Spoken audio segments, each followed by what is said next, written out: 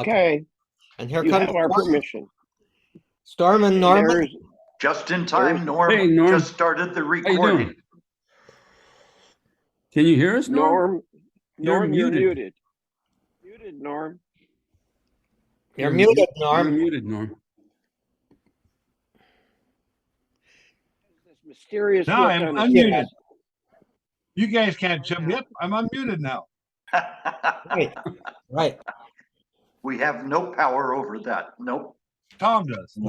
I can mute you. It's interesting. I can mute you, but it looks like I can't unmute you. Oh, I only have to ask you to unmute yourself. there you go. Well, I did. Well, Tom, I think if you activate the mute, I think you can unactivate it. I don't think you can when someone comes on like Norm, who didn't have it unmuted. I don't know. I just muted you now. Naturally, we'll use you as the guinea pig. I do not have a menu item that says unmute. I can only ask you to unmute yourself. But you can mute him. But I can mute him. And once you do that, it's curtains. You can't come back. Yeah, no, you can come back, but I can't bring you back. There is salvation, Ned. You have to raise yourself from the mute. This is like Lazarus. You know? There you go. There you go. Maybe. Hey, Ned, do we think George Crook is going to join us? What do you know? You know what? I don't.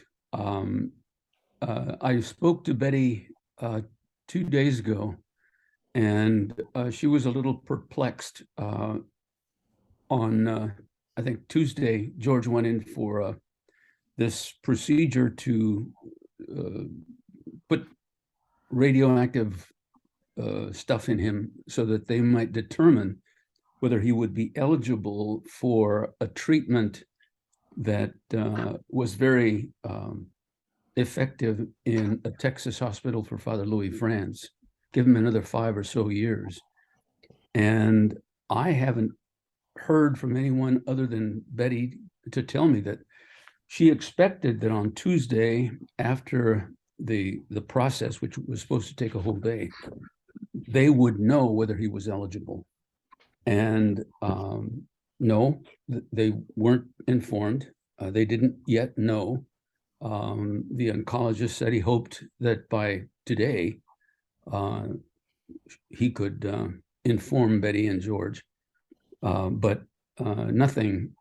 George is hard to get. I've called many times, and I have a lousy phone. I'm getting another one today.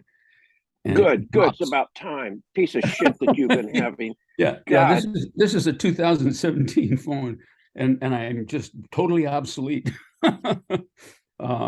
Anyway, so as much as I know is that today was supposed to be the second day predicted for this result, and I don't know whether it's been given or not, and I don't know whether George is going to be on. His as you know, Tim, his mailbox is full. He sleeps a lot now, and haven't been able to get a hold of him. I was going to go over there yesterday all day, but couldn't. That's as much as I know, and I'm very apprehensive about it. He hasn't. I mean, he's slept a lot these last few months, but not to be able to get a hold of him is strange to me. Anyway. And the delay is a concern too, isn't it? Yeah, to me, and Betty is what did she? The word she used was worried. I'm worried. So how far away does he live from where you live? Oh, 40 miles or so, 45, maybe 50. He's in Glendale, and I'm in Orange County, Fullerton. It's a little trek, but it's not that far. You know, it takes at max an hour. And I headed that way yesterday, And all the way halfway up, I was calling and trying to get a hold of Betty, and didn't. So I turned around and went to spend the day with my son and grandkids. Did you guys get Frank Daly's email about an hour or so ago? I did. Oh, Haven't yes. seen it. Boy, that was Yeah. a great rumination. Wonderful. It was, and so where is he? That's my worry. Is that here? You know, we know that he sent that about an hour ago, Yeah. and Tim, I just got my computer up and running again in the last 15 minutes, so I didn't get a chance to look. Would you mind a quick summary? I don't think I could do it properly. Yeah, yeah. That's why I was hoping he was going to be on. Do I have his? Let me see if I have his cell phone number. In the You guys go ahead. meantime, Yeah, in the let me see if I meantime, have. you chose to wear U.S. Army garb today. Yeah, because it's Special freezing meaning? cold. It's 20 degrees outside. That's why. It's 20. It's the feast of St. Angelo Merici around here. Because Yes. that's our parish, and this is a kind of a traditional thing that we celebrate in the morning. But it's Hebrews today. Hebrews is a puzzle to me most of the time. Why Angela Merici, Ned? Well, that's our parish, and for some reason, And Oh. it's her feast day today. Yeah, And she was connected with the Servites, wasn't she? yes, Ursulines. Ursulines. I thought it was Servites. Oh, Oh, she's the Ursuline sisters here in Youngstown. Angela Merici is her hero, their hero. well, she's quite a hero. Well, the I Servites were at the parish, weren't they? I'm sorry, Tom. The Servites are at the parish, aren't they? They're not at St. Angelo Merici. They're at St. Juliana. Okay. I was confusing the two. Yeah. And they never were there. Okay. They never were in St. Angelo's, right? As far as I Yeah, know. they never were there because Yeah, you were there as a deacon. I was weren't you? next door. Al Kroll was stationed there. Oh. That was an There's a experience. flash memory. Yes. I'm going to step away and call Frank. I'll be right back. Good. I'm going to hold off because I'd like for Tim to hear my feedback. I had lunch and about 2 wonderful hours with Brian Drolet and his wife yesterday, Barbara. And it was terrific. And they had never seen Ted Howard's book of our seminary years. So I gave them my copy, and they'll send it back to me at some point. But Barbara, his wife, was just fascinated by all the links. And Brian has no problem with an occasional guest visit, but I gave him a little bit of feedback on Gary Neer's Here comes application Frank. response. Go ahead. It's Frank. What was it, Tom? I said, here comes Frank. Oh, good. Ah, there he is.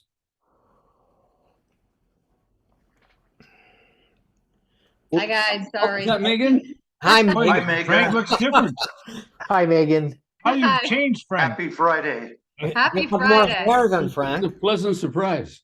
Sorry. Okay, I He just had had physical therapy just left, Yeah, so he's coming. Frank must think that we are a bunch of busybodies because he said, Tim, I'll be there in 5 minutes. No, he appreciates the concern, as do I.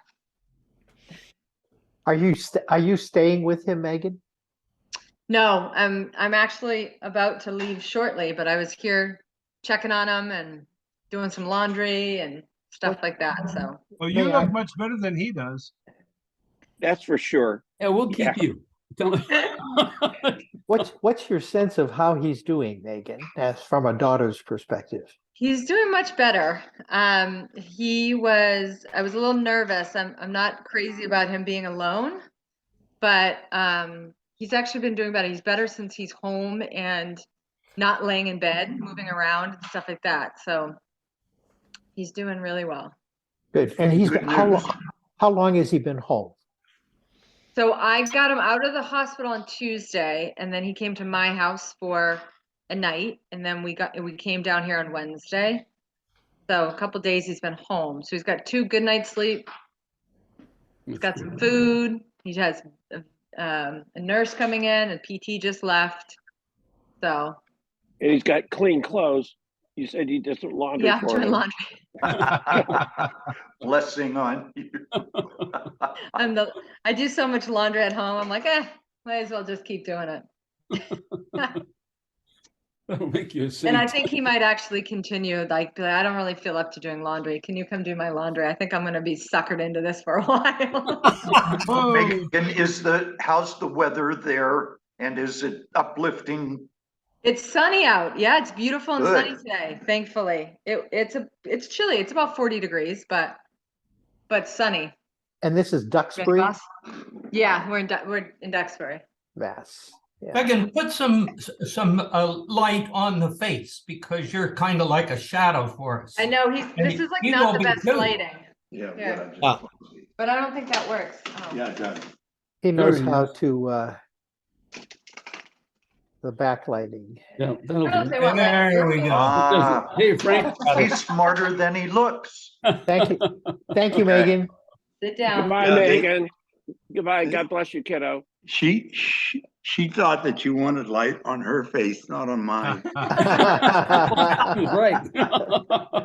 Well, you're looking good, my man. Bye, Yeah, guys. thanks. Thank you. Bye-bye. Glad to meet Bye, you, Megan. Megan. God He's bless. gonna have to work this into his therapy because this is so good for him. So it has to happen every Friday for him. And it's Good free. for us. For No all of us. charge. Good for us. Thanks. Medicare doesn't cover us. Does Medicare cover us, do you think? 80% of approved costs, huh? Yeah. Well, it'll probably have to be billed by a doctor. Who's a doctor? Hey, Ned. Yes. You're related to a doctor. Maybe he Yeah, can my son's a doctor. I could probably arrange that. Wow, we've got 2 here. Yeah. prescribe it. And Frank's right close. Is he in Massachusetts? Yeah, I'm in Massachusetts. Yeah, I'm the left coast. Am I? No. No, Oh, the left. right coast. Yeah, but we politically both coasts are left. It's confusing because you At least the you came- Northeast. Yeah, You lived on the left coast for a while. I so- did. I was Right. I enjoyed it very much. Actually, And- liked California. And now on the right coast. I'm still on the right coast. It's different here. Yeah. How are you? I'm okay. I mean, the physical therapist thinks I'm in fairly good shape. She's got a calm. Tim, could she's you- couple- I'm sorry. Tim, Go could you try pulling those blinds over too so that we're not looking directly at the light? Backlight, Yeah, you look like you've got an aura backlight is about you. almost too much, Tim. You look like a Okay. saint. We don't have blinds on our bedroom window, so I'm going to try this and see if this is better. Is this better? It is a little. Yeah, it is a bit. Frank, you There's still a lot of light from the window behind you. How is George? Have you heard? Yeah, we just had a little bit of a report. We've only heard that he had the procedure on Tuesday to determine whether he would be eligible for a protocol that helped when a priest who taught us in the seminary Yeah. gave him about 5 or 6 years more than he had been. It had been projected. So George is very interested in getting this. Yeah. I remember him talking about that last week. Yeah. Yeah. So, but I have tried every which way, including bothering Betty many times, and it's hard to reach George directly. Yeah. And he sleeps a lot, Okay. but we didn't find out by today. Of Yeah. course, it's early here. Yeah. About this protocol or his eligibility. That's pretty much it. Yeah. Tim, that's much better. Thank you. Yeah. I Yeah, will, that's better. I was looking at myself and I thought, wonder where all this light is coming from, because I don't have any lights on, so to speak. But we have these huge windows in the bedroom. Never have done curtains or anything like that because the nearest neighbor is like half a mile away. I don't stand naked in front of the window at night, though. I just want to assure you guys that, don't want to. I don't want to scare the squirrels. Is that bad? It's like Phyllis Diller said one time that she was naked and fell out the window of her house, and that a sex maniac going by on the street saw her and took the pledge.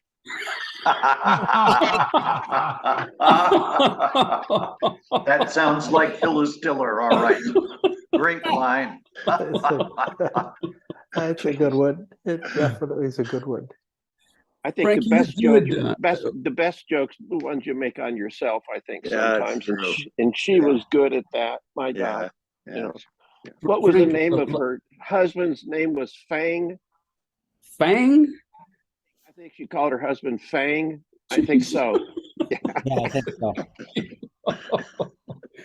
Frank, I'm curious. Maybe I didn't hear right, but last time Friday, we talked about your.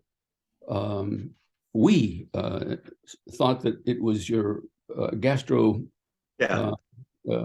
situation, but you said no. It's You know, really. when I went to the emergency room that morning, that day after I had that incredible pain and violent vomiting and everything, they did a CAT scan and said that I had a stone at a particular junction in the gallbladder.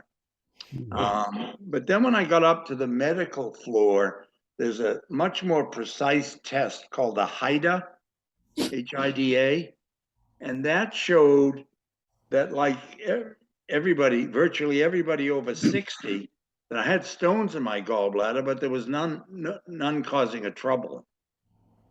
So they then moved me from the medical building over to the cardiological unit. And they came in, and it appears, I mean, I have blockages, and there's one that they've kind of decided, at least for the time being, they're not going to do it. The neurology team came in because some of my blockages are in my carotid arteries. I mean, they're not closed, but there's significant stenosis in them. And so they kind of suggested maybe I should have surgery on the carotids, which is very risky. And my cardiologist doesn't think I'm at the point where the benefits outweigh the risk. One of my priest friends called me, and we were talking. I was telling him this, and he said, why did the neurologist want to do it? And I said, because they were wondering whether there was enough blood getting to my brain. And he said, well, did they talk to you?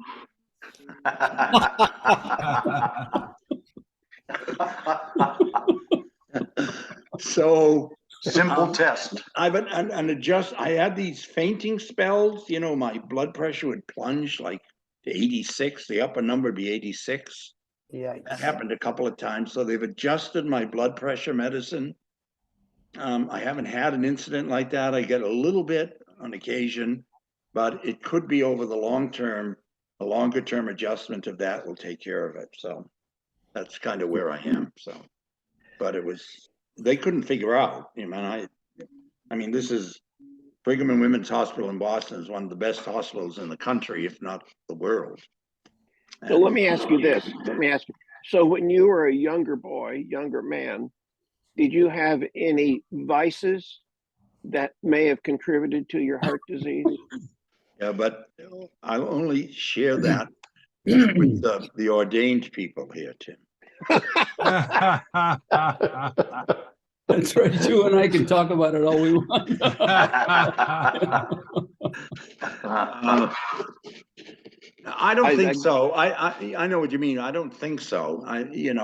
I have a genetic propensity for blockages. I have it Okay. mildly in my legs. The left circumflex been artery in my lifted. heart. They couldn't do that in the when I had open heart surgery because it was too risky. A year and a half later, they opened it because it was closed, and it's closed again. The unfortunate thing is I went in on Monday, actually supposed to have that open today. But because I went in the hospital early, on Monday the 9th, they decided to do it then. Unfortunately, the superstar doctor who does it called in sick that day. So I think, well, I got good doctors. I think they were definitely the second team, and they couldn't get the wire through. So, and then they can't repeat it for a long period of time because they use dye, which has a negative effect on your kidneys. And if they do it too close, then it'll damage your kidneys. So there's all these things pending. But anyway, I'm able to sit up and read and join you guys and all that. So Sounds like it's good to be home. yeah. And this is, like I always said, I think I gave this grouping the words life-giving. I've been in groups like this before, and it's old men bitching about the past. And I have no use for that. And this is exactly the opposite. It's much more vibrant. So. Right, we bitch about the present. The future. So what's the bitch of the week, fellas? Well, I have a non-bitch. Or what's the opposite of a bitch? Grace, or sort of Yeah, blessing. I read Norm Supanchek's book and finished it day before yesterday. His love story with Shayla, who was this, sounds like Norm, a beautiful, beautiful woman that you were in she love was. with. Yeah. And I'm willing to send it on to any of you guys. And it I knew Norm in high school.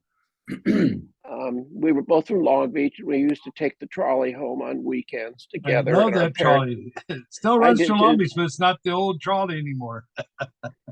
Trolley? And yeah, they were streetcars that would come. They called it the red car. It came from downtown Los Angeles down through Watts and into Compton and Long Beach. And so there were a bunch of us on this. And I think Johnny Grammer would get off in Bellflower, which was north of where our moms would pick us up, But Norm, I have to say, first of all, I can't imagine how you in a year or so before ordination, first of all, did any of your colleagues like Ned or anybody, Tom, did they know about your relationship with Shayla? Some of them met her. Yeah, Ned met Not her. I. John didn't. Not I. I don't think so. Yeah, there's several people who met her. Very dynamic. She was beautiful, just as Tim says, and I'm sure Norm confirms. Yeah. Inside and out. There's some Amazing. pictures of her in the book. So Yeah, there are. Yeah. And so I just want to compliment you. And I think that when you talk about your priesthood and how you are still being priestly, I think you made the right decision, Norm. I think I made the right decision too, but I think the other would have been fun too. Yeah. But Norm, I don't, I read the book a couple of years ago, but there is a story behind the book. The book actually being written and published. Wasn't it through your work with Engaged Encounter? Well, actually, yeah, Retrovive more than Retrofit? Okay. And so you said that Norm, you said you did not want to write the book, but that you were influenced by people to do it. So what was What was the influence? Because it had Well, to in have been hard to Retroby, do. You share stories, and so I share that story, and then people from Retroby said, you should do a book. I said, man, negative. And finally, one guy says, well, wait a minute, I'm a book publisher, and I want to do it. And I'll get a ghostwriter for you to help you out. So I had the guy write it, and I could not believe he's a Pulitzer Prize winner. But I could not believe how he could capture my spirit. I just when I was reading it, I said, that's me talking. It's like he really captured my spirit, which is really awesome. Is that book Oh, available? Well, I mean, Norm, to some extent, since you've joined it, that comes through so clearly to Thank the you. rest of us. I don't think that was a huge task. But he said things in the way that I say them, which is to me was Yeah. very interesting. I said, oh my God, he's talking just the way I would talk, and not a lot of people do that. A lot of people write stuff that you say, and it doesn't sound like me speaking it. So Norm, was the process that you would have sessions where you would put an hour or two into recounting the story, and then you let him turn it into the words? Yeah. Wow. He taught it very well too. The only thing that Charlie Herblin didn't want his name in it, so I called him Daniel in the book. Oh, he's Daniel. Okay. Good for you, Norman. But tell the other guys who don't know, who was Charlie Herblin? I mean, maybe because he was a main character in Norm's love life, because Norm shared his love life, and then Charlie fell in love with someone his last year of seminary, right? Right. And so did you and Charlie ever talk about the process or the direction that you were each being led, but went to a different outcome? Sure. Oh yeah, we were close. We were very close to each other. We used to go out fishing together and camping together and stuff like that. So we were pretty close. Still are, actually. He lives up in Eureka now. Bob, So you were asking about if the book is available. I just sent you the link on Amazon. Oh, good. Oh my gosh, that's fast. it cost me $1.18. You gotta use I'll one. buy them. Send me the link. And I Tim, given your retirement lifestyle on a fixed income, I think that your excuse for depriving Norm of his royalties by buying a used book was really, really very, very flimsy. Well, I didn't even I want to agree. write it. They forced me into it. It's really weird. Yeah. So how much royalty do you get? Oh, If- I got hardly anything. Yeah. Wasn't very much, whatever it was. Well, it's a great book. If you guys, and Sandra is now reading it, she said, because there were parts of it where I was saying, oh, this is there were parts I was reminiscing.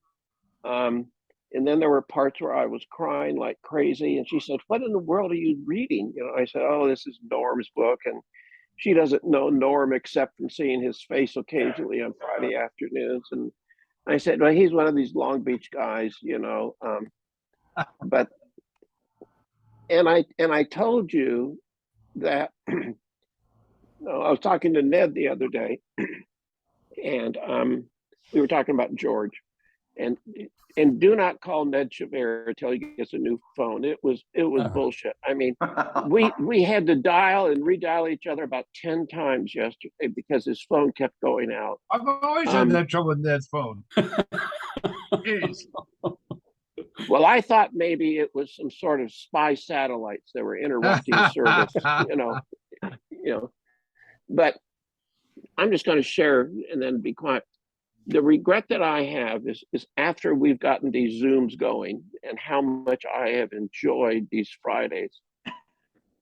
I look back and said, why in the world did I not stay in touch? I mean, it was sort of like my life went on a particular path.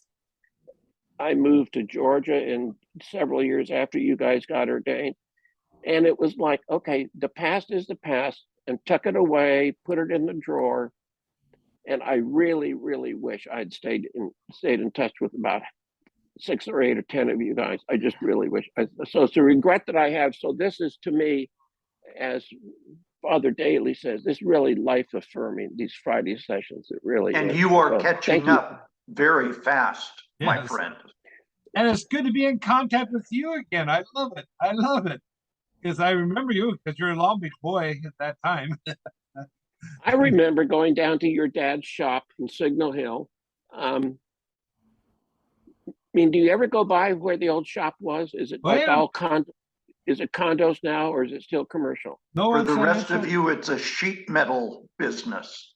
It was. Now it's some other business now. I can't remember, but it's a business still. Okay. Well, good book, Norm. Good book. Well, thank you. Thank you. Well, the guy who wrote it, who did the writing for me, I don't know how he caught my spirit, how he caught my words. He's amazing. And he's a Pulitzer Prize winner too, not for my book, but for another book. Have He's any of you still- other guys still writing? have any of you other guys written any books about yourselves or about your career as a priest or layman or anything? Has anyone made an effort to do that? I have had a number of people wanting me to tell my story. That'd be a great Uh, story. I think that would be because really because great. it was carried at the time that I was first back. It was a front pager on the Boston Globe on a Sunday. And I don't know. I'm not. I wax and wane on whether to do it, etc. I'd be really interested to read Norm's book because, we kind of went 2 different ways, and I had absolutely no knowledge of what would happen. That, I would have loved to live to be an old man, older than I am, with my wife together, but that wasn't God's plan. Yeah. And so when I left, the odds that this would happen, or the odds, for example, that I would be able to come back. I mean, most bishops, I was 72 when I went to talk to the bishop. Most of them won't talk to you if you're over 60. Yeah. And then O'Malley then persisted, and Rome said no. So it's a good, but to me, it's more, I'm more interested in speculating on and thinking about, I think I always thought a little bit theologically about what's happening to my life and how we can put that into a frame of understanding of what God's goodness, how it works in our lives, than I am in saying, well, I fell madly in love and all this kind of thing.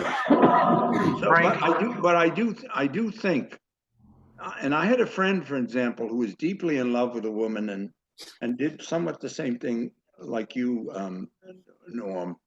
And I do think that's a really good story for priests to read. Yeah. Frank, can I interrupt a second? I just got a text from George Crook that says we are waiting for a call from the doctor with test results in about 10 minutes. Great. Bravo. Father, Son, Holy Spirit. Amen. Amen. Amen. Thanks, Tom. Frank, Is he I'm home? curious. Is he in- Frank, did the article in the Boston Globe frame your story in a positive light for the Catholic Church? I Yes. think it should. The author who wrote it is actually a Eucharistic minister in a parish nearby. And as it turned out, I knew his wife's family. And yes, he did. He framed it, very positively, both in terms of the reaction that he got from people. And it was interesting because it happened right after, I think it was the synod. Well, it wasn't the Amazon, but there was a time when there was a discussion in Rome about married priests. And so I called him and we had this discussion. I said, Tom, and he and I became friends in the process. And he knew that I knew how to manage the media because I'd worked for a US senator in that area. And I said, you and I both know that if the editor insists that you put an angle on this, on celibacy, it's going to actually drain the story of its impact. It's going to take you to another place, and it's a place I really don't want to go.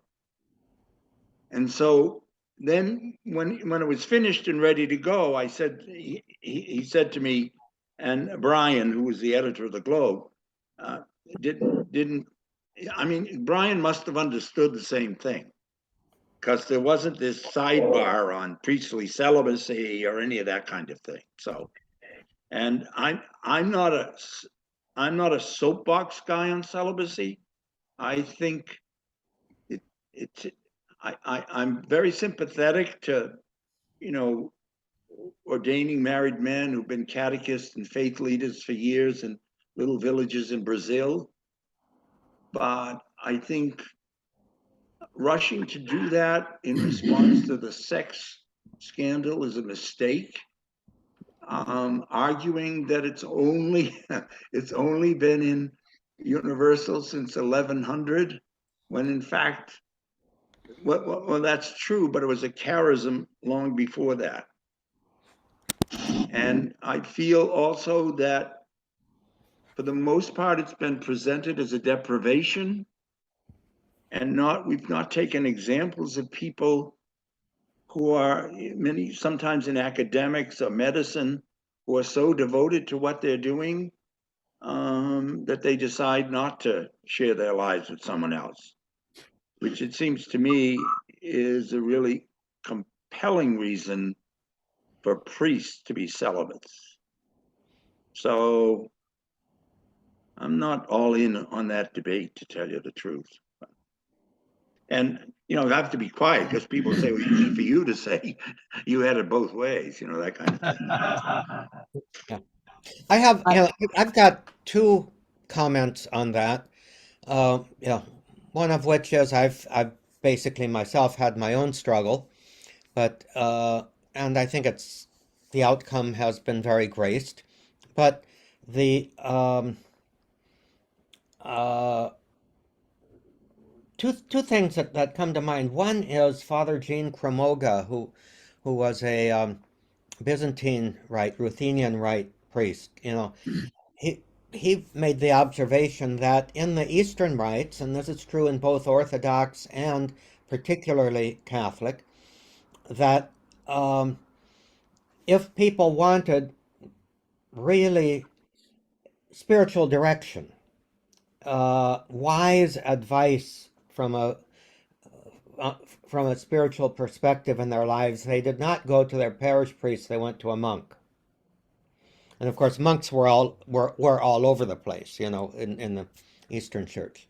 It was expected for the parish priest to be married, but of course, monks were celibate.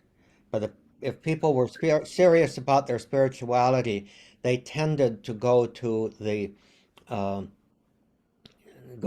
monks for counsel and direction and guidance and all of that. The second thing that he said was, in so many parts of Eastern Europe with small villages, it was the custom and expectation that a priest be married. It was also the custom and expectation that a daughter of a priest would marry the son of a priest who had become a priest. What that meant in a lot of these rural areas was that there was a lot of genetic inbreeding, which sometimes ended up, he said, that the village priest was a village idiot. And he put a couple of interesting little perspectives on it, and granted, not scientific or anything like that, but very anecdotal, but that was, to my mind, an interesting perspective. another interesting perspective is I did meet one of the retired priests of the Ruthenian Rite who lived with his wife in Hollywood, I remember. And this was way, way back when, in the early days of my priesthood. Father Gene Cremoga introduced me. And his name was memorable because I love classical music. It was Tchaikovsky. I forget his first name. But the other interesting thing is a couple of years ago when I was doing a little preparation for my own uh, demise and burial, I visited the priest's plot, the priest's area at San Fernando Mission Cemetery. And he and his wife are both buried there together, along with, um, all of the other priests. And that was, for me, a very much a trip down memory lane because being a Valley boy, I knew so many of them. And they ended up at San Fernando Mission Cemetery. Sometimes some rather sad cases, but that one I won't go into either. So that's my 2 cents worth on. Speaking of that Mission Cemetery, do you guys remember? I think we were sophomores or juniors when Richie Valens died, Yep. and the funeral was over there. Yes, Do I you remember remember that? very well. And we Yeah. could look out the classroom window and see that Yeah. going on. Yeah. Yeah, yeah. There probably were the neatest looking chicks in the world that came to that funeral. It would have been fun to be asked to serve that funeral, but anyways, it never Well, was. Good call, Tim. the other thing about Richie Valens' death was that, what was it, a few years earlier, not long earlier, we at Queen of Angels remember that horrible air crash over the high school in Pacoima. Oh, yes. That's right. That's Yeah. right. And Ricky Valens would have been out there, except he wasn't there he was absent that day. Oh, I didn't know that. Ricky Valens went to that high school, and that air crash, which killed, I think, some of his friends, uh, uh, gave such a deep impression on him that he vowed that he would never fly. Wow. And the first time he flew a few years later was there was another celebrity in that crash. But, first time he flew. Buddy Holly, was it Buddy Holly? Yeah, it was Buddy crash? Holly and, Yeah. and Yeah, Big basically, Bopper. The Yeah. Big Bopper. Yeah. Yeah, but there's an interesting story on that. I sent it out to you guys a year ago or so, because I think that crash happened sometime in January. We may be on an anniversary of it. I can send you all the link again if you like to Love it. I'd love it. Be check interesting. that Yeah. out. Yeah. Because we actually were part of, both events were kind of Close. within our frame of knowledge, close to us where we Exactly. were at that time. Yeah. And so, do you guys get Crux, or do you read Crux on any kind of I do. routine Oh, yeah. basis? Yeah. Well, there was a story, and so this is a question for you theologians and priests, former priests. So one of the stories this week was about a priest in one of the very large parishes here in Charlotte who was removed by the bishop because of allegations of sexual impropriety when he was a freshman in college, a secular college, before he even went to the seminary. So his name was Pat Hoare, and knew of him very well because St. Matthew's is the name of the parish. It is one of the largest parishes in the United States. 10,000 families belong to him. And so he was removed, and it was kind of like a real shock because he was much beloved. And so the article is, he then appealed for reinstatement. And so 2 times now it's gone to some bureaucracy in Rome and been turned down. And so I guess he has one last appeal. And so he's gone public. He's gone public in his criticism of the process that my bishop and this, is it a dicastery that would have looked at that anyway? You know, like has used in determining that he should be removed from the ministry. So that's what's happening. And the guy has balls to publicly take on the bishop about this. But here's a question I have. So my idea is that the church is a family, and what happens to priests who are removed? I mean, do they lose? That's called defrocked, or maybe that's a layman's term. But what is their standing in the church? If you are removed from ministry because of allegations, none of which have been proved, it's just that kind of thing. What happens to the charisms that you received at holy orders? Are they taken away? I mean, do you guys? I mean, so it kind of reminds me, you know. I mean, I have a son who's been in and out of prison his whole life, and but I don't stop loving him. He's never not a member of my family. But it seems to me that some of these priests or monks, you know, who are defrauded, it's like, we don't want you in the family anymore. And so I'm being overly simplistic in this, but it's kind of like, what kind of status does he have? What kind of status would he have? Can you guys help me out? I'd offer two thoughts with regard to that. One is up in Buffalo. There's something like 6 priests, at least it might be as many as 8, that were accused and hung up off of ministry, but have never been, it's never been proved. They've never been judged. But the diocese has removed them from everything, including their pension.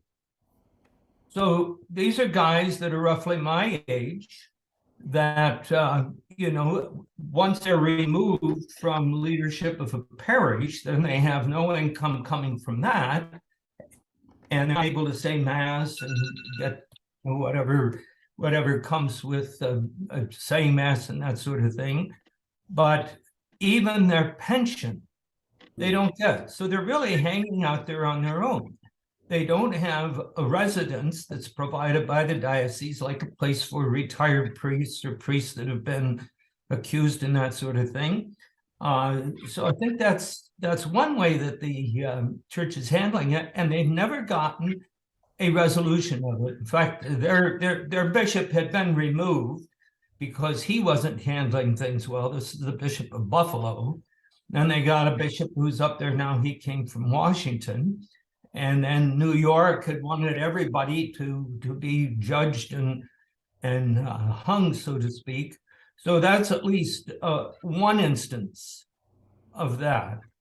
Bob, I think what you're describing is just the opposite of what Tim called family. So there are within our church family-oriented, but also rigid structure-oriented, just the way a political party would. And to say, oh, if there's any scandal on us, then get the hell out. Correct. Am I right? As a lawyer, it really offends me that an accusation results in just almost complete cutoff and no process to come to some good level of probability that this either happened or didn't happen. But then when you think that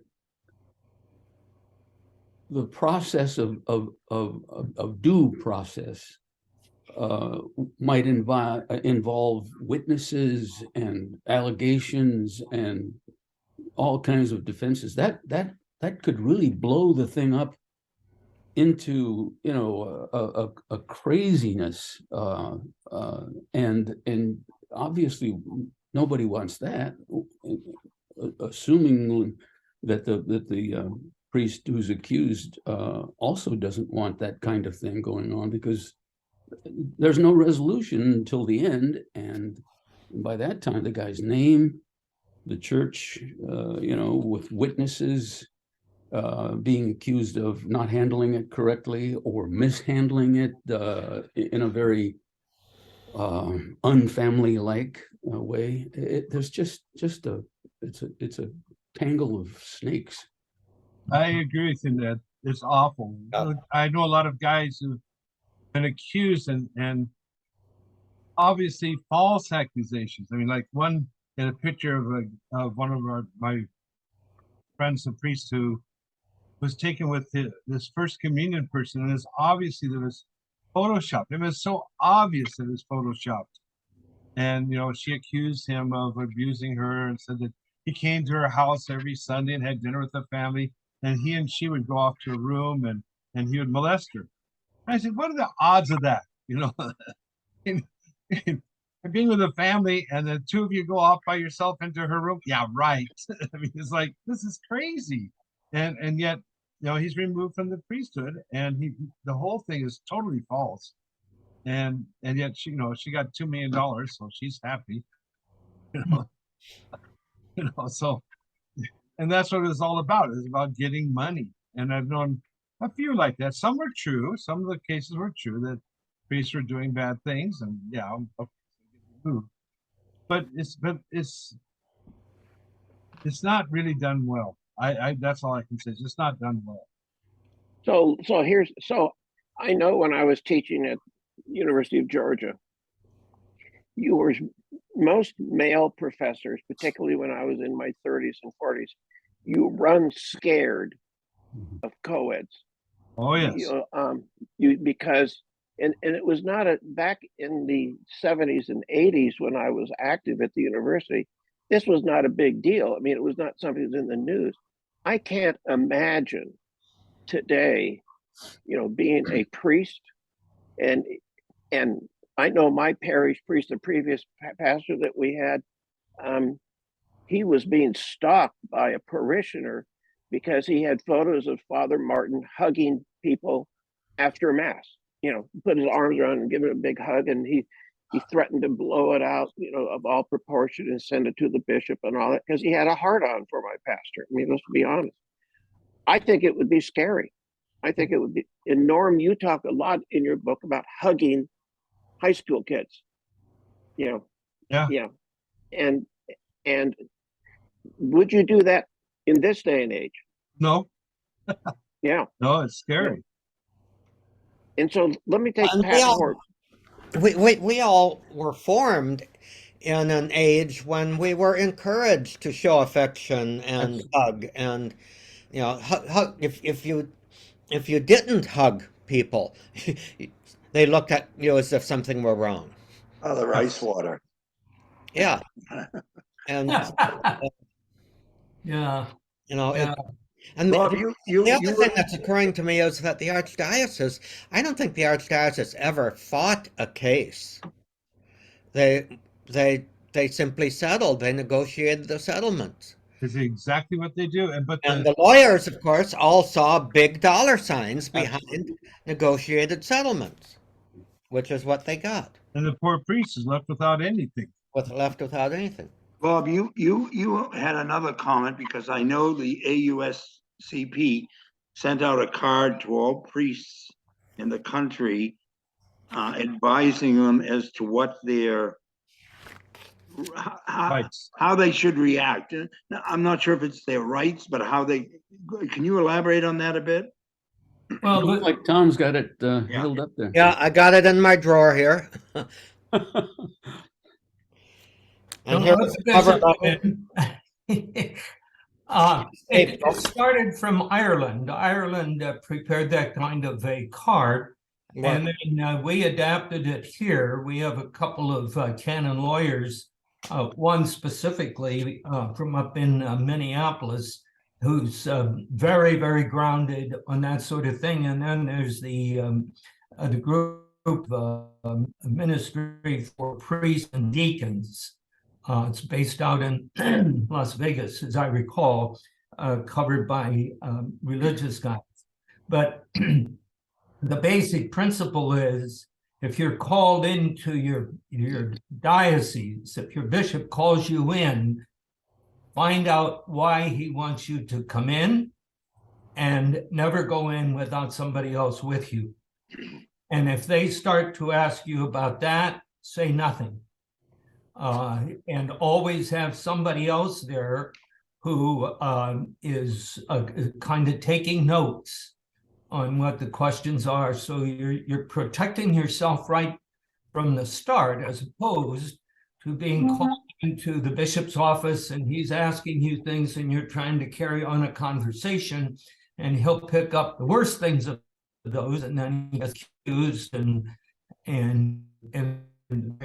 so it's important then that he gets a lawyer, a canon lawyer and a civil lawyer often, because at least in Youngstown, they're first subjected to the police and then maybe to the courts, and the diocese waits until they make some kind of a decision. So those are the things that strike me with that. And I think it's a terrible kind of thing that leaves priests hanging. So as I think I mentioned a couple of now a month and a half ago, one of our priests committed suicide. He had come over from Slovakia. He'd been with us back in 2006 to kind of pick up on his English and that sort of thing. Then he went back, and then he came back to the diocese, got incarnated, had served in a couple of parishes, rather big parishes, and then became a pastor in the parish that I ran. And there were two things that happened there. The first was he got accused. The first thing was that he was accused of basically touching, a girl who was there to be an altar server, and he doesn't remember the event at all. He said maybe he took her arm or something like that, but there was another member of the family there that did the reporting, and he had become a real good friend with the family. He would be invited over to their family. They are a home educated family with rather large number of children, and so that was there. He became the pastor of the parish, all was well. And then their son, who had become a deacon and was online to become ordained. I'll be right there. He didn't get along with the pastor, and so the pastor asked him to be moved to another parish, and they did that. And upon that, because he was kind of taking charge of a lot of stuff that he was just taking charge of it himself and bringing his family in to run the thing and all the rest of it. So the pastor was unhappy with that and he asked him to be moved to another place. Well, then the family accused him of having offended her or touched her or whatever the case was. And that went then to the bishop, and the bishop removed him from the parish, and it just became a big, long mess. And so that was there, and it went to Rome, came back, and Rome said, this is not something that gives, you should drop this priest because of that. Talk with him, work it through. They did not stand by the bishop. Well, then the next thing is they had somebody from over in Slovakia that accused him of doing something over there that was offensive. He was a teacher. He taught in many different places. He knew many different languages. So, the diocese said, okay, well, come on back, but we want you to go down to one of these institutes to help priests kind of make a transition. They sent him down to Texas, and they never let him come back. And then this thing, because now they're putting that together, what happened out of his prior parish there, And then what was being reported, there was never a confirmation of any abuse on either side, as far as I know. But they wouldn't let him come back. They wouldn't let him return. They asked him to resign his pastorate. He resisted that for a long time, but he finally coordinated with them and said, okay, I'll let me off, but I want to get another appointment. They never let it through, and he killed himself down in Texas. So I think that's one thing. And this thing about Pat Haar in North Carolina, it's very much the same as far as what I've been able to read. And we talked about that on Wednesday with our mutual support committee of the Association of Priests.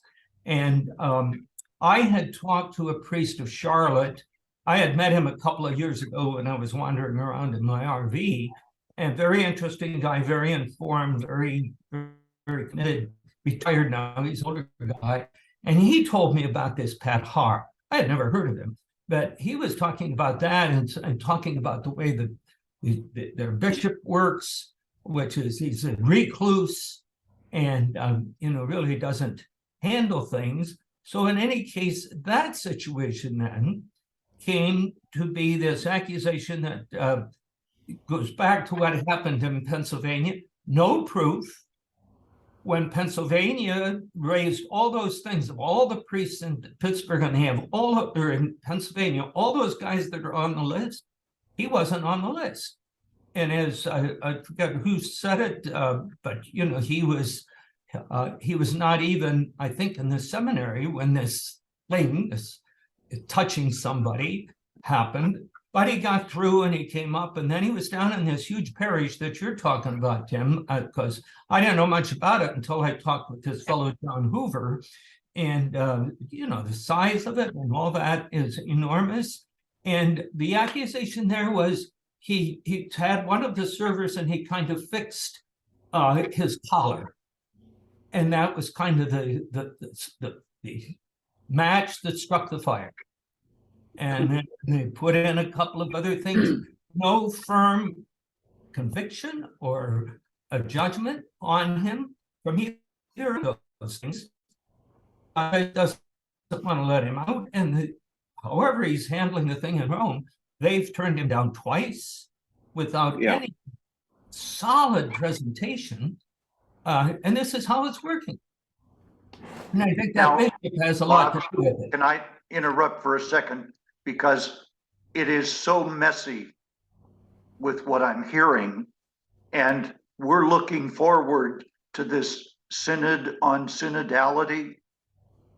Is there any hope that the bishops of the world will address some movement to fix this?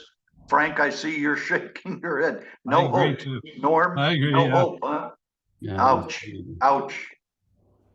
Okay, so here's I think that you could make the case that this is the most obvious. We started off by saying the church was a family. Well, the church is also an institution. I also have respect and affection for the institution, but you have to watch institutions because they tend to do things that you don't want them to do. And there's no other way to carry a message through history unless you have some kind of an institutional vehicle, I don't think. But I don't think that the bishops have got their act together in understanding what the different, how the institution relates to the family, if you want to call it that. And so, I mean, it's worse. Interestingly, after I retired, the Archdiocese of Boston refused to give me a pension. So I had this back and forth with them, and they were talking about retired. Now, which retirement? Recently. Okay. Because they basically have a rule that says if you're incarnated and earn a pension from an ecclesiastical institution, you're not eligible. And they didn't understand, that when I was laicized, I wasn't incarnated. And then I became reincarnated afterwards. So I was quite willing to negotiate. I mean, it seemed to me a fair thing, negotiate with them about a reduced benefit, given the fact that I essentially had 15 years of service, 9 and 6. But over the course of conversation with them, in fact, I said to them at one point, I worked with I had a lot of employees and interaction with HR. I'm willing to come and sit down with you and talk about, vesting. You after 5 years of service, you get vested. Putting in place, a scheme that if you have so many years of service, you get this percentage or that percentage, etc. And what eventually came back to me is it's either or, apparently. Because if they did that, then they'd have to pay pensions to priests who are in the condition and the position that we're talking about. Okay. And so they're willing to pay someone like me the complete pension rather than to negotiate to a lesser amount, because that would open them to a vulnerability for that kind of thing.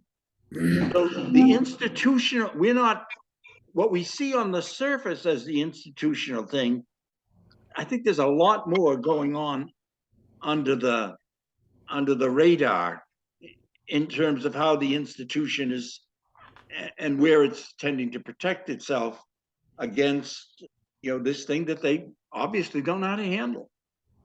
Well, the sad thing about Pat Hoare is that the bishop put a letter in the diocesan newspaper saying that Pat was relieved because of allegations made when he was a 19-year-old prior to even going into the seminary. And so that it was a new protocol that they had to do, and that they, that kind of thing. Well, it destroyed him. It destroyed that man's reputation, because people were going to say, well, it probably was. I mean, think about, freshman in college, maybe he copped a feel or something on some girl he was dating, But the thing that I'm wondering is, there's got to be, in the family of the church, there has to be a landing place for these people for where there is not solid proof. You don't want them being the pastor of a big parish. I mean, and so, it just bothered me a lot, because a lot of my friends here used to belong to St. Matt's in Charlotte, and they just said the guy was beautiful, he was wonderful, and they just are so upset with how it's being handled, and they just don't see it as being equitable, fair. It's not only career destroying, but it's character destroying. And so my question to you guys was, well, what happens if someone is removed? Do you lose faculties? I mean, do you lose the right to say mass, to hear confessions, to perform priestly duties? I mean, so what happens? I mean, I remember when I was a little boy being trained as a altar server. I remember a wonderful Irish pastor, Patrick J. O'Dowd. I've talked about him before. He was Bing Crosby in Going My Way, or whatever the heck that means. That's it. And I had a very innocent understanding. Obviously, I'm a little kid, but Father O'Dowd one day took me into the family room, or priest's lounge, so to speak, in the parish that we were in, and he said, "We've never learned, and it's gonna, because you're thinking of, I'm going to put you in the seminary," is really what he said. There's a transition going. I don't know how to articulate this.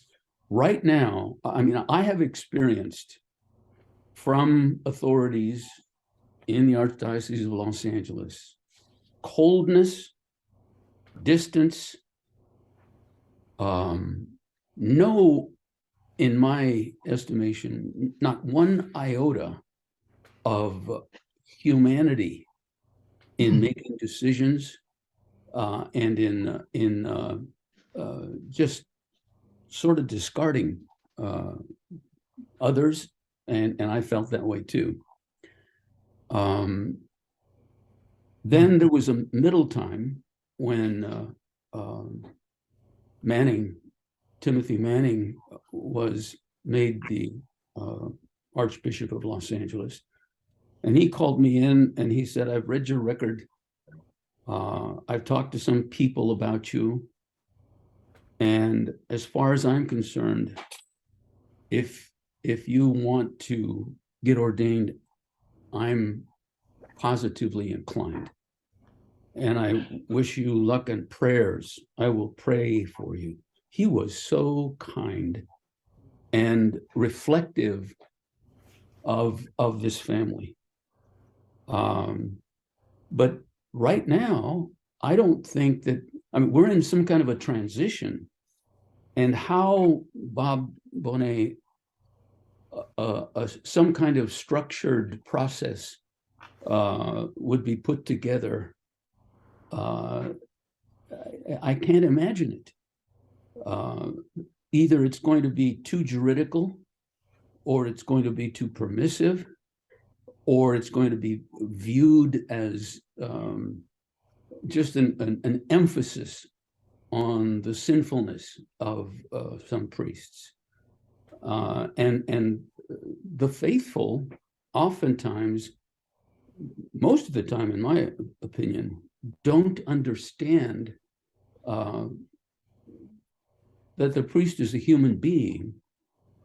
And I mean, St. Augustine, St. Ignatius of Loyola, St. Francis, they would have been thrown out if this process was put to, there. I just can't imagine how this is ever going to be resolved with some thought through process, for all kinds of reasons. But it's just as a lawyer, I just can't stand thinking that some guy's going to be thrown out with no proof, no probability. Well, even for crazy things, like a friend of mine, Father Roddy, he was at a dinner and there was some like flower petals on the table. They took some of them and sprinkled the head of one of the cantors there, and so she went to the diocese and picked up $1 million and threw him out of the priesthood For that. for that. I have a friend in Boston who was falsely accused and took him $400,000 to get back. Oh, Lord. Wow. Lord. Guys, I got to go. I'm so sorry because I really want to stay here, but got to go. Thank you. God bless. You gotta go. You Bye, gotta Ned. go, Ned. Yep. Bye, Ned. The video will be online. Yep. Take care, Ned. I'm going to have to leave at about 2:32. I'm going to be the Uber driver for my grand niece here who has to get down for basketball practice. Oh, that sounds like fun. That sounds like fun. Goodness. I have so- to confess that I'm very sad. I'm such a fan of Pope Francis, and to hear that the Synod on Synodality has no chance to address some of what we're talking about here. Why? Help me understand why. The why is that there are still a lot of bishops who may be favorable to it who still don't know beans about the synodal process. It's sort of like, well, let's have some listening sessions and we'll record them and then it'll be business as usual, which I think is an awful lot of them. And there's increasingly loud voices opposing the whole process. Very much so. And all the documentation on the Synod on Synodality that has come out has tended to be open-ended, and there are a lot of bishops and other voices in the church, including, prominent lay authors and influencers and all of that, who feel that we are being doctrinally threatened or that tradition is being threatened by an open-ended process that actually takes the work of the Holy Spirit among the people of God seriously. So, I think we're going to be seeing very possibly a lot more struggle than what we have even seen up to this point. And, the death of Benedict and then the death of Cardinal Pell has certainly brought a lot of that struggle to the surface and a lot of that opposition. And so, as obvious as synodality might seem to us, it I think it's very, very tenuous as far as whether it actually will survive Francis or not. And You even so, wonder, yeah. and You even you so, the wonder. Pope has a very, very limited power to really make change happen. And sometimes the using the power to make change happen um, uh, creates opposition that does not allow the change to actually survive in the long run. One of my friends that used to be a member of St. Matthew's in Charlotte and so knew Father Patwell said, he said, I can't imagine how that the bishop could have handled this differently, except that probably the bishop's lawyers said, cut the guy out, cut him out right now. Is the reason that he was removed from the pastorate was because of a claim from a girl when he was 19 years old. And I'm wondering, and there are thousands of letters from parishioners begging that he be reinstated. Is it just totally out of line to say, imagine if he got up in the pulpit and said, and talked about it, instead of it being hidden away, which leads to a lot of suspicions, is say, you know what, guys, I don't remember this, but when I was in college at Youngstown State or at Ohio State, I didn't live the way I really thought I should live. And, I've sought for forgiveness and I ask you for your forgiveness. It could have, in my naive way, it could have been turned into a healing exercise. It could have been turned into, I have sinned. We all have sinned. We all regret it. And I don't remember doing it. I'm not going to say the girl is lying, but please forgive me. I want to stay. I want to stay as your pastor. It seems to me that the light of day. I'm not talking about like a Pat Zeman thing. I'm talking about in the light of day. Most of these unfounded accusations are trivial. Just trivial, and are oftentimes unhappy boys or girls, who say, well, da da da da. But it would take guts on the part of a bishop to let a Pat whore stand up, I guess, and say, look, this is going on. So one last story. So there's a parish down in Greenville, South Carolina, which is about an hour from here. And they have had a pastor who was from Africa, highly loved. It's predominantly a African American working class kind of parish. And the story came to the Bishop of South Carolina in Charleston that he was having or had an affair with a woman in the parish. And he admitted it to the bishop. He said, it's over with, but yes, I did.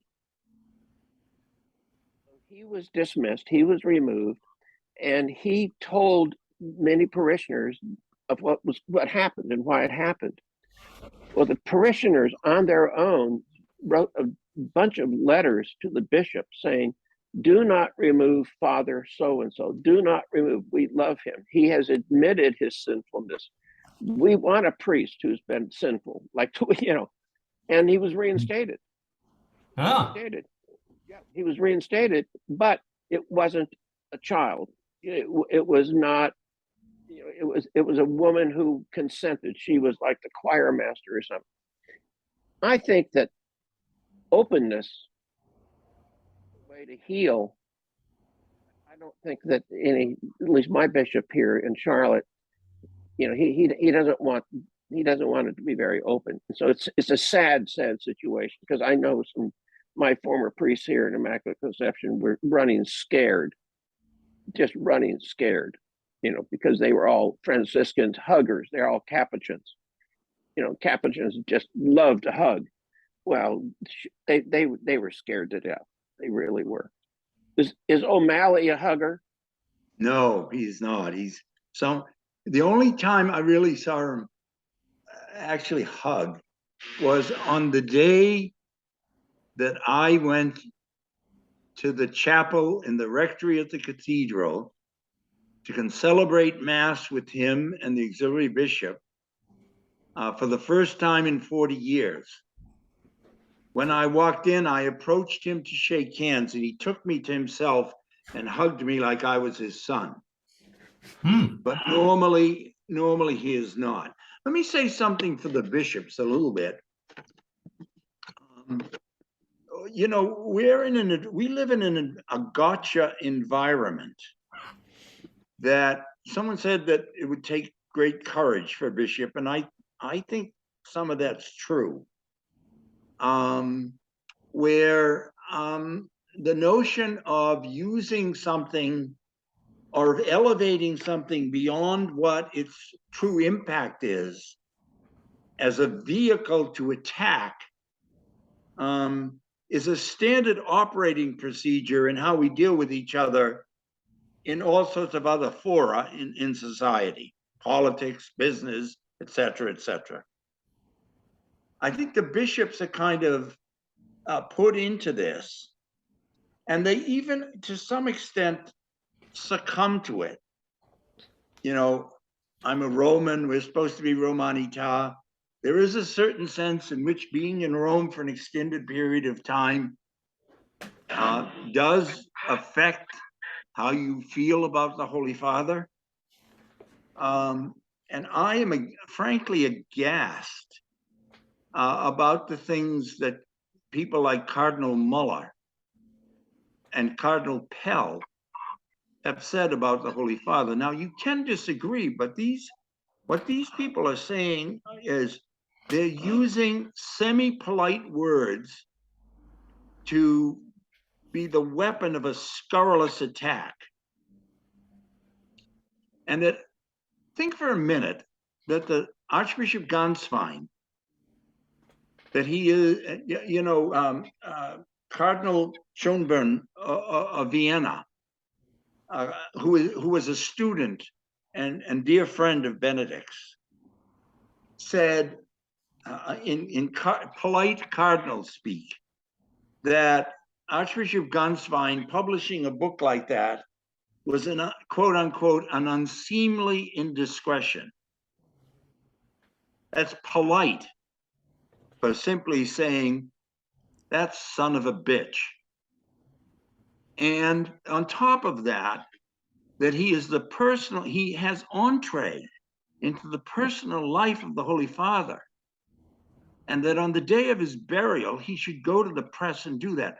What in God's name has happened to the environment in which we live and in which our bishops, they're worthy of all sorts of criticism, have to operate? I find it stunning. It is stunning. We'll have to leave it at that because there is George Crook. Welcome, George. Hey, George. Whom were you talking about, Frank? Well, I was taking the part to some extent of bishops, including your brother-in-law, who have to live in an environment that is so different. Bye, Bob. Take care. I gotta run. Hey, Bob. Drivers have to deliver. Bob. All right. Goodbye. George, in which the gotcha environment in which the slightest thing can be elevated to be much more serious if it has the potential to be a weapon to get you. Yeah. And that operates in business and politics, et cetera, et cetera. Everywhere. And the Everywhere. bishops have to operate within that. And then from the other side, they get this thing about that it's no longer this kind of, at least kind of a unifying respect and hope and a kind of a joining, a communion with the Holy Father that people like Muller and Pell and Ganswein would do these, would be basically under the guise of somewhat polite language, would be attacking the Holy Father. Yeah. So our bishops have to operate within that, so that on the one hand, they're getting this thing that they're going to get the hell beaten out of them if they don't do this, and this, if they don't take the most extreme measure in response to a problem. And on the other hand, they see that in areas of the church where communion was important, and that doesn't mean that with communion you ignore problems, but communion changes how you handle them, that's gone out the window with some of the highest and most obvious people in the church. Oh. How are Hey, you, George? How How are you, doing? George? How am I? I'm in an interesting situation. The best way of dealing with this, I can't utilize because too much of the, I don't know what to call them, radioactive particles go to my lungs. So they can't do that. So then plan B is, what is it, Betty? It's the immunotherapy. But that may cost as much. No. They would give you half the dose Oh, but they would give me half the dose of what they're doing, of the radioactive things. of the radioactive thing. And that slows down everything. But and then there's a third thing. No, Well, what's the $100,000? that's that. Immunotherapy. No, that's that. That's this. George, let Betty tell us. Yeah, Betty, Yeah. explain this. Hi. Where are you, Betty? Let's see, Betty. Hi. Can't how are- see you. There you are. They said that they could reduce the dose to a half a dose of these radioactive particles, and that would be effective. But they can't guarantee that it would shrink enough to the point where it could be surgically removed. That's not what they do. They are more of this is more palliative treatment. So the issue is that the particles are going to the lungs more than they would like.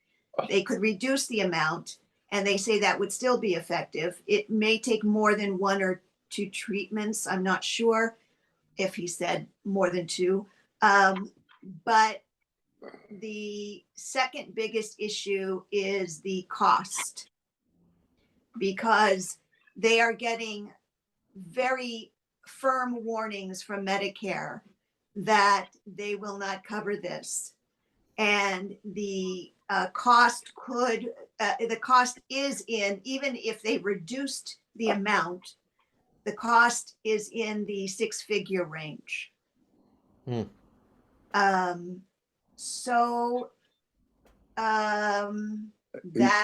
That's what these people are saying. Your money or your life, Mr. Betty. Yeah. And Betty, Yes. Betty, what is the consequence?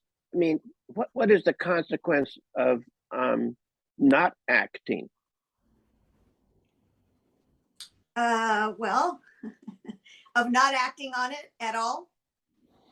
because it's from the way George has described it to us in the past, is you've got this thing on his liver, but it Right. has not affected his liver. I guess all of his liver tests have been normal. At least that's what George is.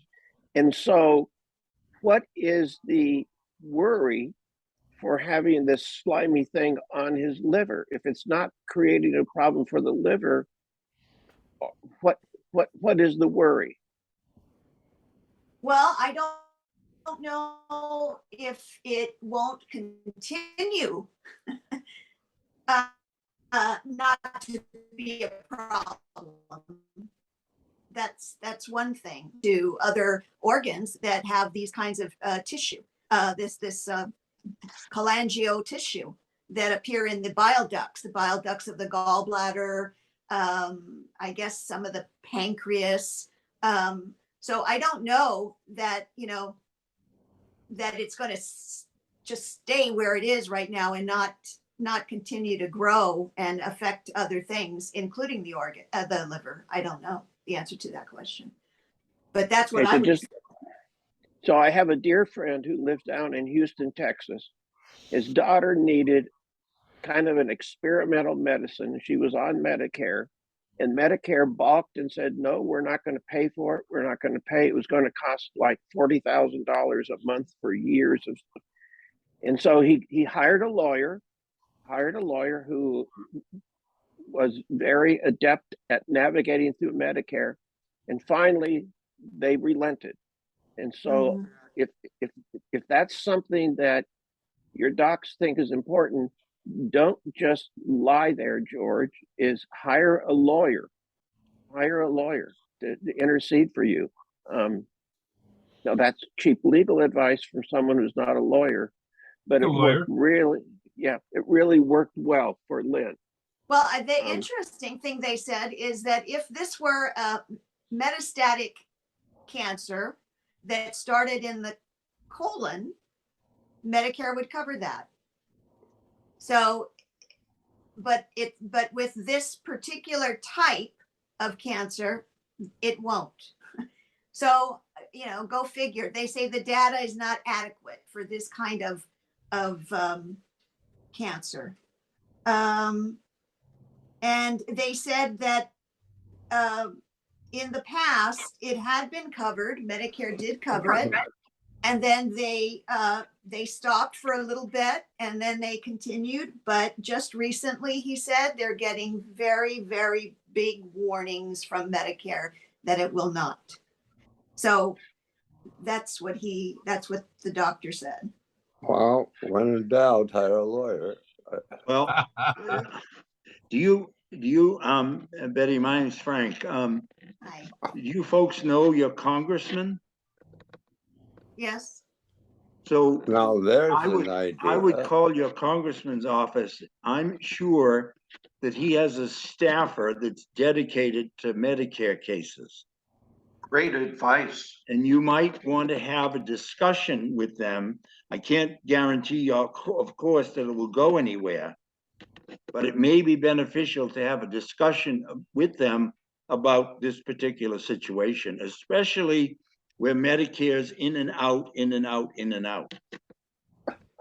Yeah, our congressman is Schiff, who who's now running for the Senate, and who wants every vote he can get, and so his staff is going to be very responsive if they're not already. Yeah. Well, I think what we're going to do, that's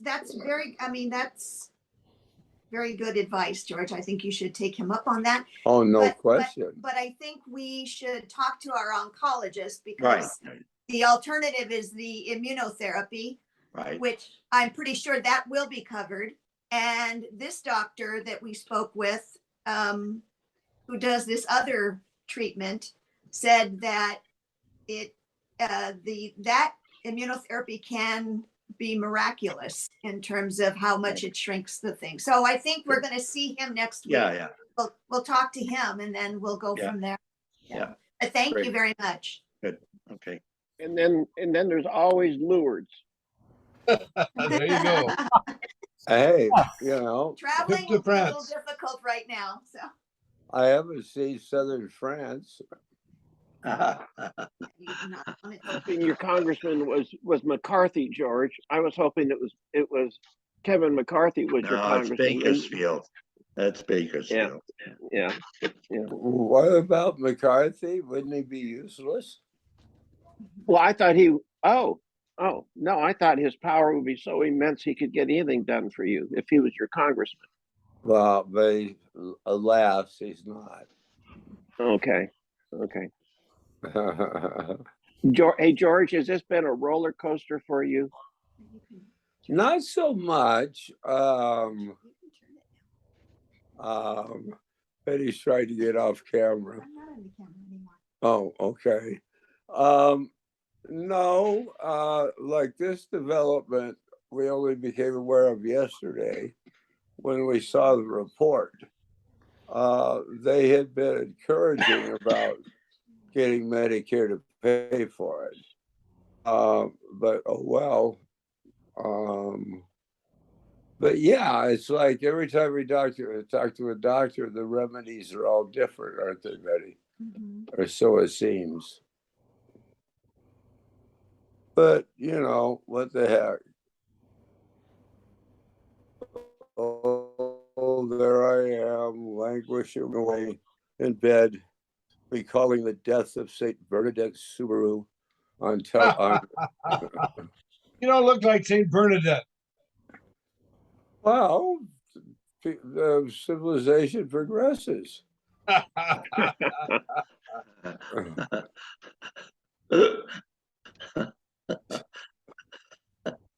So Norman, I'm gonna buy your book. There you go. Another $1.95, Norm. Yeah. George, I want to tell you hello and Or greetings back. from Brian Drolet and his wife Barbara.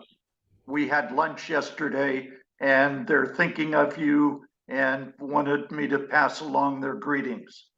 Okay, I think he's coming by today. I'm not sure. Oh, good, good. Okay. Yeah, and John, thank you very much for that note you sent me. I guess it was 2 days ago. You with your good wishes and everything. Very eloquent, very touching. I appreciate it. God bless. Okay. We're So, all hey, praying George, for you, George. Yes, you're in our prayers. Well, thank you. There are worse places.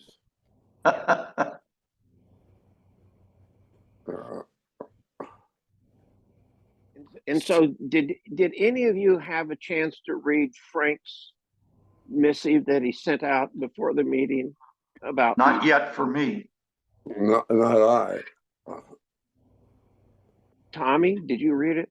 I did. It's a complete draft that I just was Yeah. randomly working on, and Well, to be honest, we were talking about writing books. That may be the seed for the kind of book that you might want to write, because you have a lot of reflections on meaning rather than just telling stories and events of your life and all of that. But I I think maybe keeping a diary of stuff like that for a few months, so anything that occurs to you um, could very well be something that somebody could put together in a coherent fashion. Does it Maybe make any Megan. sense to revisit what Norm said about the brilliant ghostwriter, not goat, but ghostwriter? right. That makes sense to me anyway. What Frank wrote was about the love and care that he received at the hospital from people from all around the world. Aha. And what I took away, Frank, and maybe it's not what you meant for someone to take away, was that people who are in the caring professions, like nurses, people who have devoted their lives to caring for the sick, and that's kind of what you were talking about. I'm always struck by their warmth and their joy. And you kind of put it in kind of a perspective of Catholic faith. And I wrote back to you saying that is love for another human being, like these caregivers. Is that maybe not something that innately we have? The impulse to be loving and caring, I kind of think is at the heart of our human existence, and I think it's put there by our Creator. And I don't know that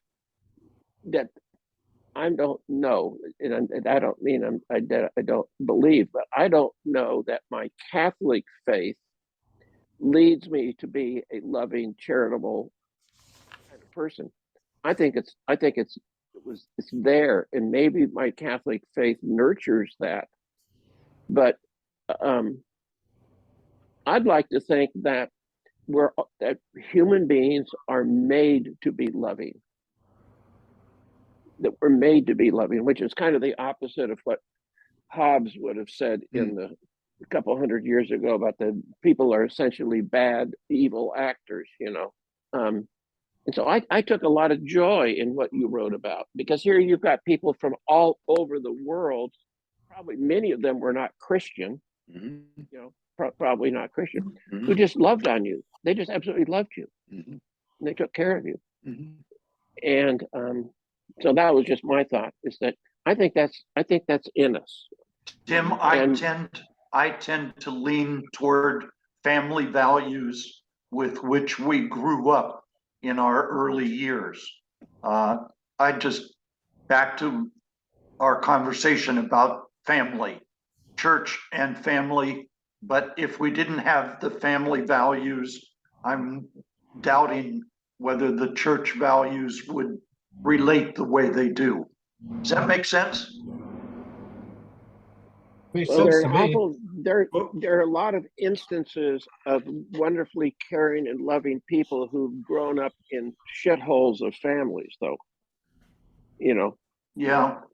Yeah, and I agree that I think a family like when you read Norm's book, the thing about his family that nurtured him was very evident. But we all know people who are warm, loving, attentive, God-fearing people who did not have family to support it. And so I don't know. I didn't mean to make it be philosophical, but it just struck me that I think the people that Frank was talking about, they may not have had good families. They may not have had anything like that, but they just wanted to love on him. Just really did. I thought it was beautiful, Frank. Beautiful. I guess my approach in this is somewhat that, like Richard Rohr says, that, creation was the first incarnation, and that there was original goodness, and we screwed it up. And St. Augustine kind of talked about that. But from the time of Augustine, the church has been focused on the screw up rather than the rebound to original goodness, which comes to us in Christ in the incarnation. And so that therefore Christ isn't a helicopter pilot that comes into a rescue mission to pull us out of sin, although him giving himself for us, did redeem us. But as much as that is, he comes in to confirm in us the original goodness. And that is something that happens because of the fact, as Rana said in his article, the whole of the universe was graced. Everything was changed. And so it's kind of trying to run the gamut between saying, well, yes, of course we're sinful, but don't let that, hide from the fact that we're also imbued and implanted with the ability, with the Spirit of God that ennobles us, enables us to rise above our sinfulness. You know, Tim, you read or you followed the Bible in a year, didn't you? Yes, I did. Yeah, and I did too.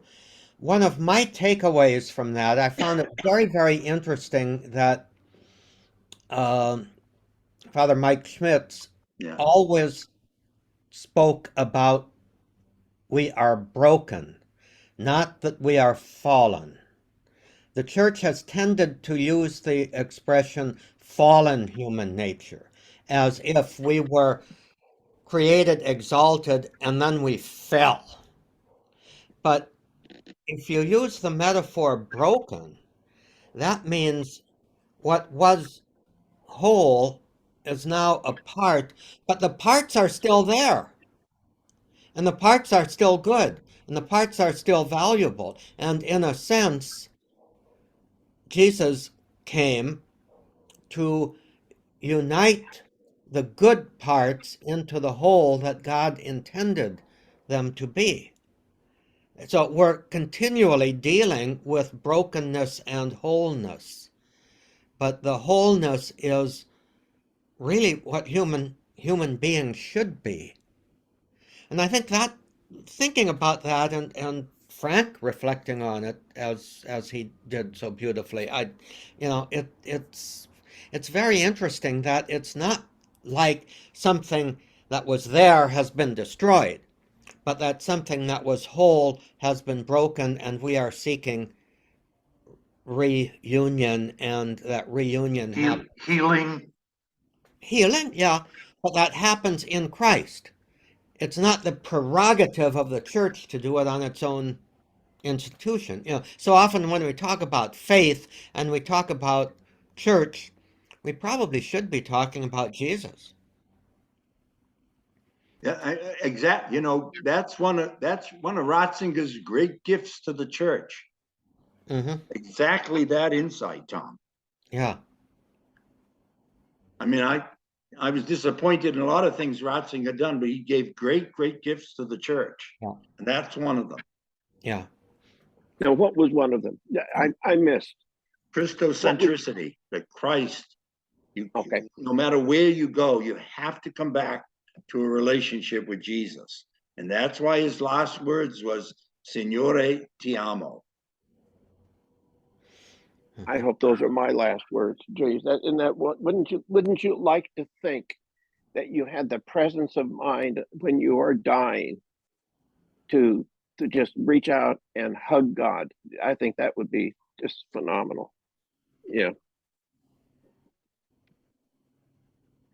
Well, thanks for the reaction. I just sent it because I was working on it. I was kind of compelled about it. And in fact, last night I was trying to go to bed early and I had a couple of other thoughts. So I was up until 12:30 dickering around with it. So anyway. A man of your age needs to get to bed earlier. Good call. Well, men of our age do get to bed earlier, but we have to get up around 12:30 to pee. Once or twice, yes. Yep. Exactly. Actually, the physical therapist woke me up at 8:30 this morning when she called. So. Oh my goodness. Anyway. And so, Frank, I was going to ask you this because Megan came down to see you. She said to do your laundry, which and probably more than just to do your laundry. Yeah. Would it, if you needed to, could you move in with them? Yes. She has really a nice room, full bathroom, and a small room off of it that could be a study TV room. But it's upstairs in that. But I can also move in. And I'm going to put in an application. We have a very beautiful home for retired priests here in Boston. Really? So, yeah, every priest has a living room, bedroom, bath, and mostly everyone has a balcony with this view over the city. It's right in Boston, in the city. Good for them. Yeah. Wow. Bravo. Sounds like the kind of place Welvers was in. No, not at all. Not at all. That was even at its best, run by the run by the Sisters of Nazareth, you know, the priest section never had, there was only one room with a bathroom, never had air conditioning, Whoa. Oh, never had my. air conditioning until about 2 or 3 years after I got there. And the air conditioning never worked right after that anyway. But, you know, it was a halfway decent place for independent living, but it certainly was not uh, a, a an adequate retirement community for priests. LA is Okay. already lacking that. Very much lacking. Yeah. So this is a very nice place. Meals are good. There's a beautiful chapel. It's within walking distance of a lot of the sites of downtown Boston. Few blocks over from Mass General Hospital. I mean, it's really nice. And there's a Are we parish welcome there, church. Frank? Are we Huh? welcome? I'll send you an application on. Do they take priests from LA? Yeah, you have to incarnate. Who deserves credit for such a difference? Boston versus LA. Well, I mean, this was built probably by Cardinal Cushing, you know, and he was a visionary. He was a interesting man. He was kind of an old Boston Paul in many ways. Yeah. You know, he started the only seminary in the United States at the time that educated older men for the priesthood. He started a society that still is a very going missionary concern in Bolivia and Ecuador. So he did a lot of interesting things. Cushing, okay. Yeah. Wasn't he good buddies with JFK? Yeah, well, he was very close to the family. Yeah, you know, he spoke at the inauguration. Yeah, type of thing. That's the name. That's who I associate with.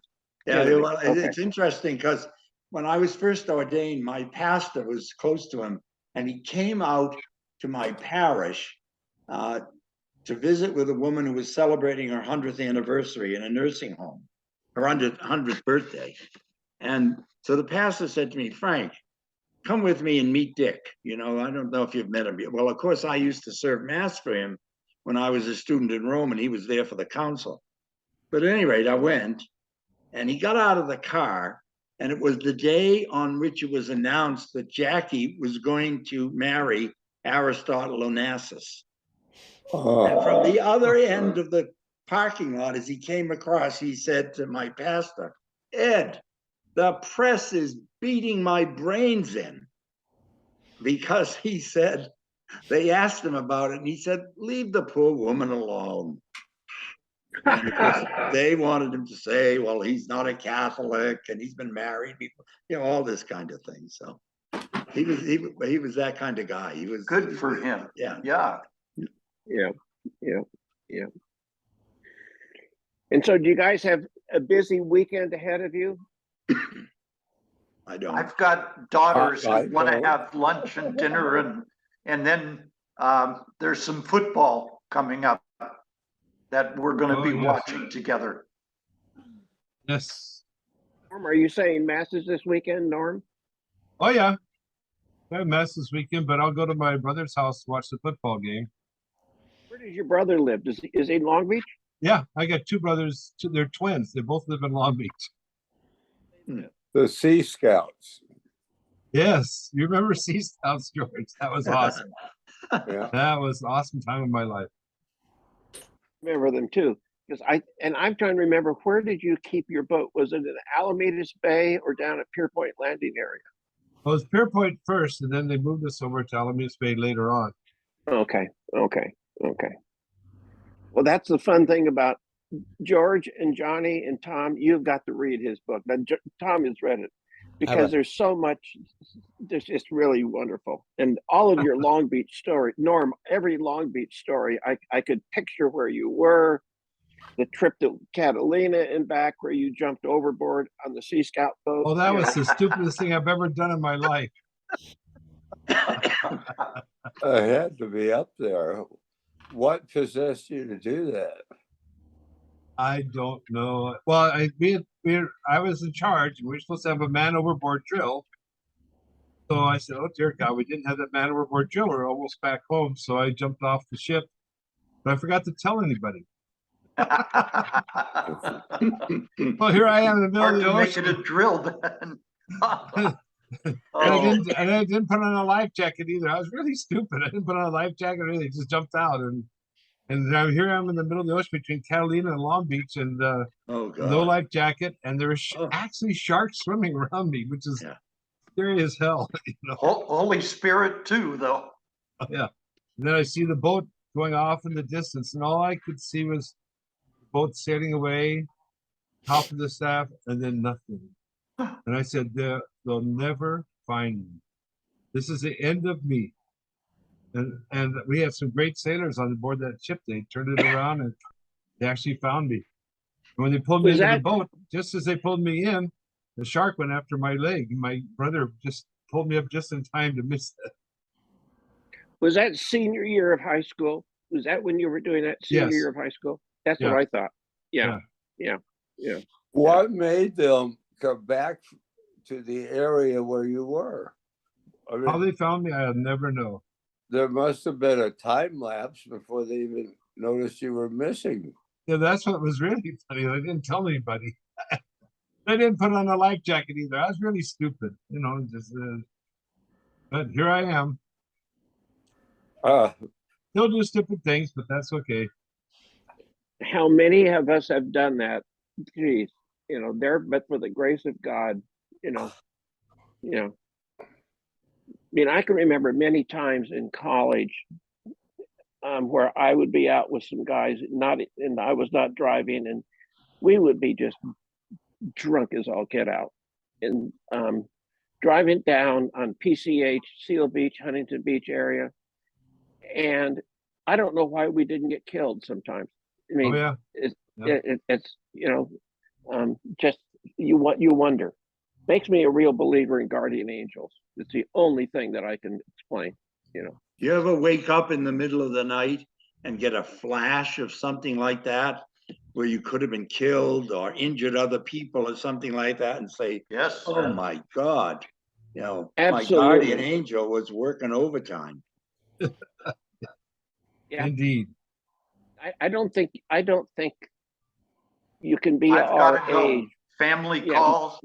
God bless. Bye, Johnny. All right, Johnny. John, Bye-bye. see you, John. I don't think you can be our age and not look back on your life and saying, "Whoa, that was a close call." Yeah, right. Yeah. Wow, how did that not happen that Yeah, way? yeah. oh, I'm wondering, with only 5 of us left, if we should maybe say a prayer of blessing for George, Yep. Absolutely. and then call it a day. Yep. Yep. So, dear Lord, we simply ask you to send your Spirit to guide, bless, and heal George at this time, and to keep the love between Betty and him strong and firm, and to sustain them both in this time of difficulty and trial, and just work your miracles, Lord. And I've been kind of forgetting about the Venerable Alphonse Gallegos, but dear Venerable Al up there,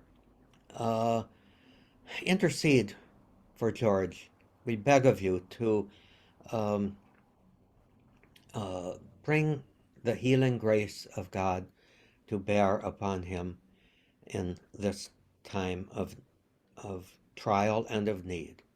We make this prayer in the name of Jesus the Lord. Amen. Amen. We love you, George. We I love love you. you, George. Well, thank you, guys. Thanks. Okay, George. See you next week. George, Yeah. next week, George, you have to be out of bed. This There conference. you go. There's Yeah, a I rule. will be. I just woke up late. Uh-huh. Okay. You take care of your. Hey, George, quickly. Your voicemail is full. Go can leave a Oh, message thank on your you. cell phone. So please have Betty empty it. Okay. Right. Okay, you guys have a great weekend. Norm, good to Thanks. see you again. Good to see you. Yeah. God bless you Bye. all.